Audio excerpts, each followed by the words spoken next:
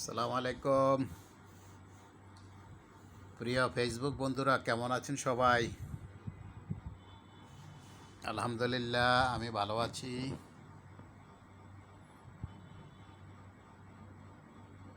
কক্সবাজারের হোটেল বিচয় থেকে আপনাদেরকে সাদর সম্ভাষণ জানাচ্ছি। সবাইকে বর্ষার রিমঝিম বৃষ্টিময় শুভেচ্ছা। আশা রাখি আপনারা সবাই ভালো আছেন। সবাইকে শুভকামনা জানাচ্ছি। কক্সবাজার হোটেল বিচয় থেকে প্রিয় বন্ধুরা, অনেকের সাথে হয়তো পরিচয় হয় নাই, তো সবাইকে আমার ফেসবুক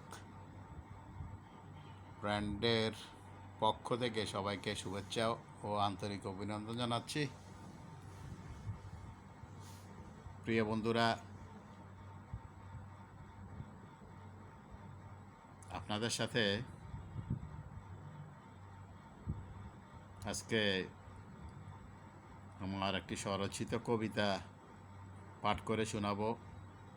কবিতাখানি কেমন লেগেছে সবাই কমেন্ট বক্সে জানাবেন। আমার কবিতার নাম হলো গোলাপ।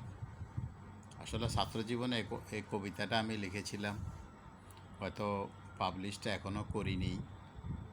তো যাই হোক, আপনাদের মাধ্যমে আমার এই কবিতাটুকু পাবলিশ করলাম।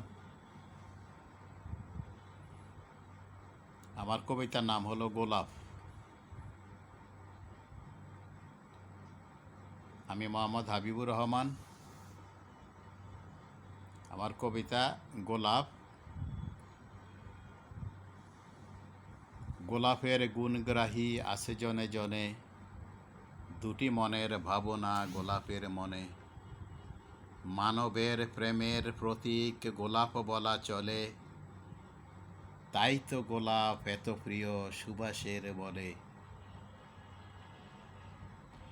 গোলাপের গুণগ্রাহী আছে জনে জনে, দুটি মনের ভাবনা গোলাপের মনে। মানবের প্রেমের প্রতীক গোলাপ বলা চলে, তাই তো গোলাপ এত প্রিয় সুবাসের বলে। কখনো গোলাপ প্রেমের মনে যদি হয় দুজনার মাঝে বাঁধন, আবার কখনো গোলাপ প্রেমের শনি যদি না হয় দুজনার মাঝে বাঁধন।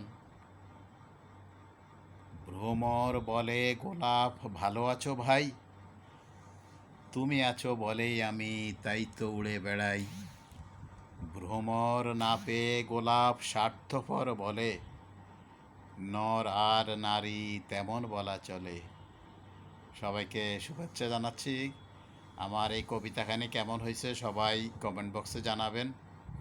ভালো লাগলে লাইক শেয়ার দিবেন ইনশাল্লাহ। আশা রাখি আপনাদের পছন্দ হলে, আপনাদের কবিতাখানি পছন্দ হলে ভবিষ্যতে আপনাদের জন্য আমার স্বরচিত আরও কিছু কবিতা নিয়ে আসব। সবাইকে ধন্যবাদ। আসসালামু আলাইকুম।